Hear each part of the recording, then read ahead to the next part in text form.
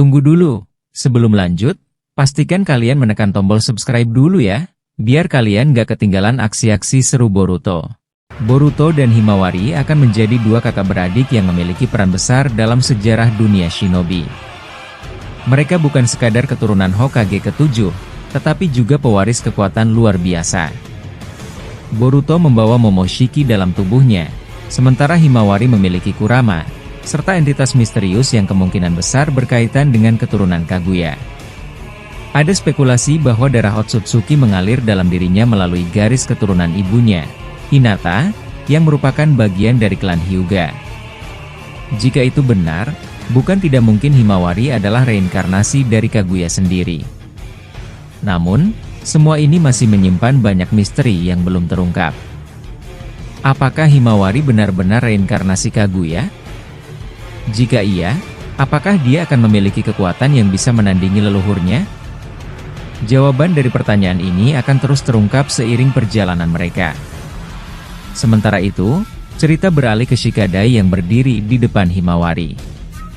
Tiba-tiba, ia menerima panggilan dari ayahnya, Shikamaru, melalui alat komunikasi yang tersambung ke kantor Hokage. "Shikadai, aku membutuhkan bantuanmu dalam sesuatu yang cukup penting," kata Shikamaru dengan nada serius. Shikadai mengernyitkan dahi, merasa penasaran. "Apa itu? Apakah ini berhubungan dengan musuh kita?" tanyanya. Shikamaru menghela napas. "Tidak. Aku hanya ingin kau tetap berada di rumah sakit sebentar. Ada sesuatu yang harus kau pantau." "Apa yang harus aku pantau?" Shikadai semakin bingung. "Amado. Jika dia datang ke sana tiba-tiba, beritahu aku langsung." Shikadai semakin curiga. "Ada apa? Apa Amado melakukan sesuatu yang mencurigakan?" Shikamaru menjawab dengan nada tetap tenang. "Tidak ada yang pasti, ini hanya prosedur pengawasan biasa. Amado menyimpan informasi yang sangat penting bagi kita, dan aku tidak bisa membiarkan informasi itu jatuh ke tangan yang salah." Di tempat lain, Kode tampak marah. Ia hanya bisa mengamati Delta melalui mata buatan yang ditanamkan oleh Amado, dan itu membuatnya frustrasi. Tanpa pikir panjang, ia langsung mengaktifkan karma putihnya. Kekuatannya mulai meningkat pesat, dan ia bahkan tak memedulikan bahwa Daemon ada di dekatnya. "Kode, berhenti," seru Daemon dengan nada santai, tetapi matanya memancarkan bahaya. "Jangan membuatku membuang tenaga hanya untuk menghajarmu." Kode tak peduli.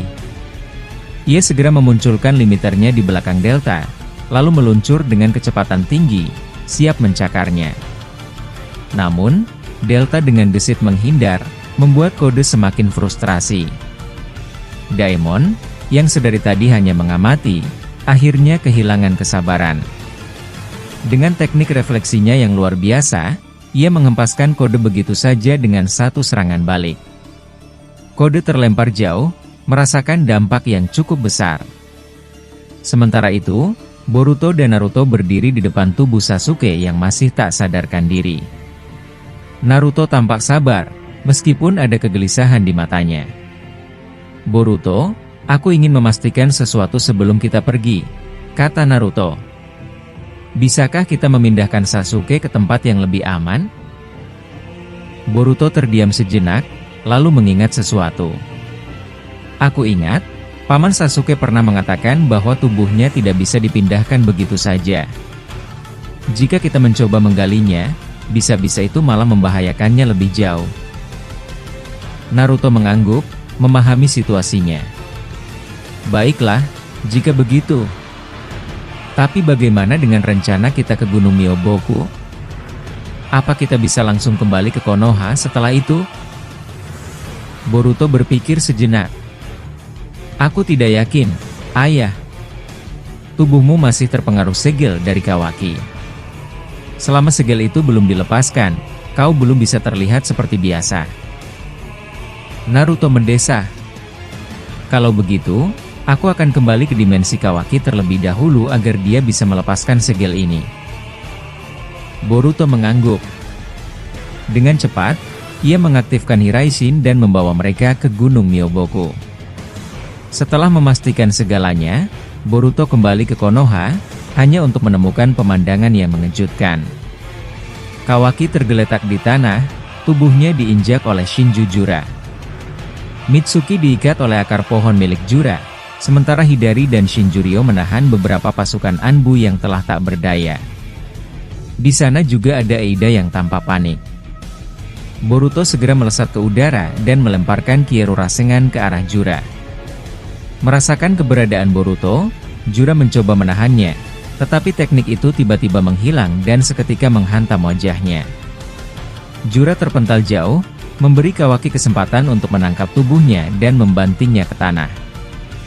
Boruto menatap Kawaki dengan ekspresi serius. "Kau bilang bisa mengatasi mereka, tapi yang kulihat justru kau yang tersiksa." Kawaki, dengan wajah kesal, mendengus. "Naruto sudah melihat Sasuke?" "Ya, kami sudah melihatnya. Sekarang, lebih baik kau kembali ke sana dan lakukan yang harus kau lakukan." Tanpa basa-basi, Kawaki mengaktifkan portal karmanya dan pergi ke Gunung Myoboku.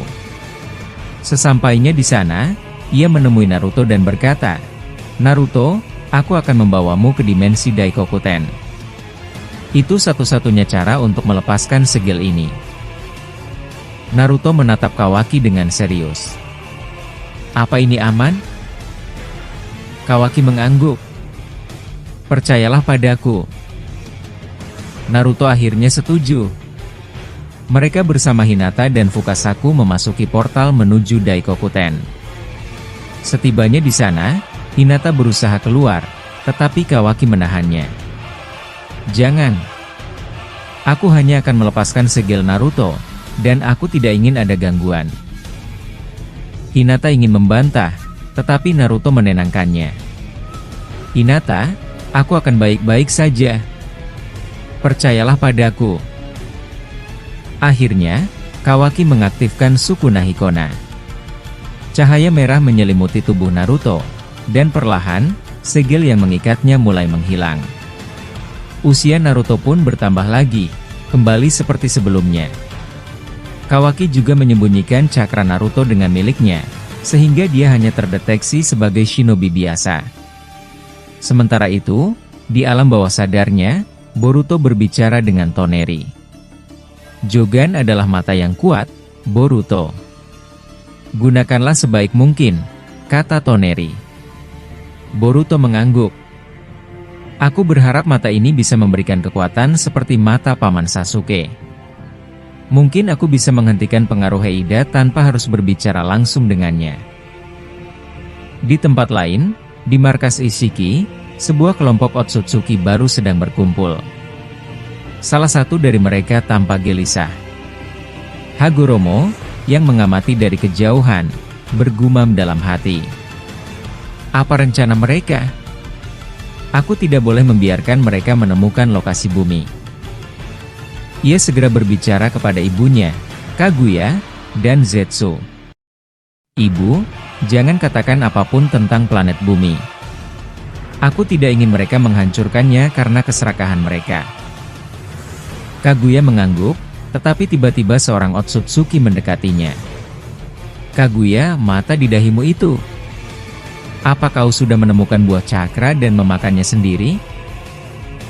Di alam bawah sadar, Sasuke duduk termenung, wajahnya dipenuhi kesedihan yang mendalam. Di hadapannya, Naruto tanpa berbicara, namun ia tahu bahwa itu hanya sebuah ilusi. Naruto tidak lagi ada di sana, meskipun suaranya masih terdengar jelas. Naruto berkata, "Sasuke, aku yakin semuanya akan baik-baik saja." Sasuke menatap Naruto dengan perasaan campur aduk. Ia ingin sekali meraih temannya, menyambutnya, namun tubuhnya terasa kaku. Ada semacam penghalang yang membuatnya tidak bisa bergerak. Sasuke berkata, Kenapa aku tidak bisa melakukannya? Aku ingin menyambutmu, Naruto, tapi..." Jiwa Itachi, yang kini berada di dekatnya, menatap Sasuke dengan tatapan penuh pengertian dan memberikan nasihat yang menenangkan. meskipun ada kesedihan yang tak terucapkan dalam suaranya. Itachi berkata, "Sasuke, kamu harus sabar. Ini adalah kenyataan yang harus kamu terima. Tak ada yang bisa mengubahnya. Ini adalah jalan yang harus kamu lewati." Sasuke menggigit bibirnya, menahan amarah dan kesedihannya.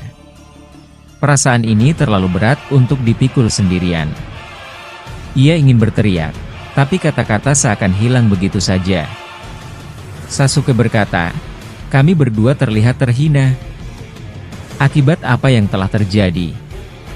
Tapi mendengar kabar bahwa Kawaki membebaskan Naruto, awalnya aku tak percaya. Aku pikir itu semua hanya kebohongan. Namun ekspresi wajah Boruto tadi, membuatku berpikir mungkin itu benar. Aku merasa bingung. Sasuke terdiam, menatap kosong ke depan.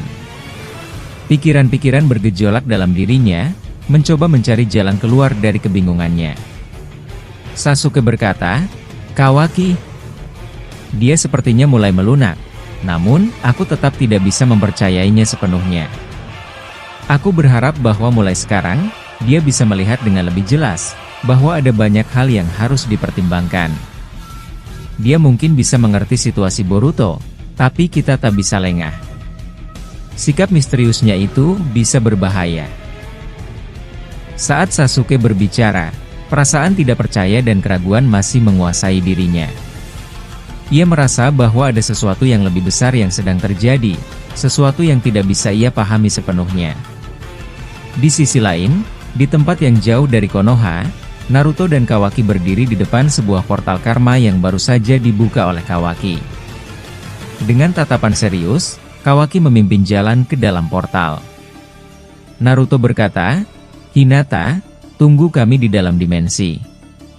Kami akan kembali segera." Kawaki hanya mengangguk tanpa berkata banyak, lalu melangkah masuk ke dalam portal. Begitu mereka sampai di dimensi yang lebih jauh, Kawaki berbicara dengan nada serius. Kawaki berkata, "Anda akan menyamar sebagai shinobi biasa. Cakra Anda tidak akan terdeteksi sebagai Hokage. Kita harus berhati-hati agar tidak ada yang mencurigai kita." Naruto mengangguk, meskipun ada kecemasan yang tak bisa ia sembunyikan. Di tempat lain, Eida merasakan adanya keberadaan Kawaki, namun matanya terfokus pada sesuatu yang jauh lebih mengejutkan. Ia melihat Naruto menggunakan Senrigan. Eida berkata, "Tunggu, apa yang aku lihat? Mengapa Kawaki malah membawa Hokage? Dia seharusnya tidak datang ke tempat berbahaya seperti ini." Naruto yang menyamar, mulai merasakan kecemasan di hatinya. Ia tahu ini adalah langkah yang berisiko, tetapi ia mengikuti instruksi Kawaki demi melihat situasi di desa, terutama keadaan Himawari. Naruto berkata, "Aku harus melakukannya. Ini untuk keluarga dan desa." Kawaki, yang tampaknya sudah memperhitungkan segala sesuatunya, berbicara dengan tegas. Kawaki berkata, "Tetap di sini dan jangan mendekat terlalu jauh. Kita harus memastikan semuanya berjalan lancar." Namun, tak lama kemudian, muncul beberapa anggota Anbu yang mendekat. Kawaki, yang merasa mereka bisa membocorkan identitas Naruto, segera bertindak cepat. Dalam sekejap, Kawaki melepaskan serangan yang memusnahkan para Anbu tersebut. Naruto berkata, "Sial, Kawaki. Itu terlalu berlebihan." Kawaki, dengan wajah dingin, menatap Naruto sejenak. Kawaki berkata, "Aku tidak punya pilihan lain. Mereka pasti akan membocorkan semuanya jika dibiarkan. Kita tidak bisa mengambil risiko." Naruto menghela napas, kecewa dengan tindakan Kawaki yang terlalu drastis. Meskipun begitu, ia tahu bahwa mereka tidak punya banyak waktu. Dengan cepat, Naruto menggunakan Kage Bunshin no Jutsu dan berubah wujud menjadi shinobi biasa. Di markas Orochimaru, suasana tegang terasa. Orochimaru sedang membuka gulungan yang berisi informasi tentang Edo Tensei, teknik terlarang yang bisa membangkitkan orang mati. Ekspresi wajahnya tampak penuh keraguan, Orochimaru berkata, "Aku tahu jalan ini mungkin berbahaya. Tetapi, aku harus melakukannya. Aku harus membangkitkan seseorang yang bisa membantu kita memahami masalah ini." Namun, hatinya dipenuhi dilema. Jika ia melanggar aturan dan menggunakan Edo Tensei, ia tahu akan ada konsekuensi besar. Meski begitu, Orochimaru merasa ini adalah satu-satunya jalan yang tersisa. Orochimaru berkata, "Tapi, siapakah yang pantas dibangkitkan dalam situasi seperti ini? Siapakah shinobi yang bisa memahami keadaan kita saat ini?" Tiba-tiba, Yamato dan Suigetsu datang, melihat Orochimaru dengan wajah serius. "Yamato, Tuan Orochimaru, ada yang aneh di laboratoriummu. Sampel yang sedang kau teliti baru saja mengeluarkan sesuatu." Suigetsu juga ikut berbicara dengan nada cemas.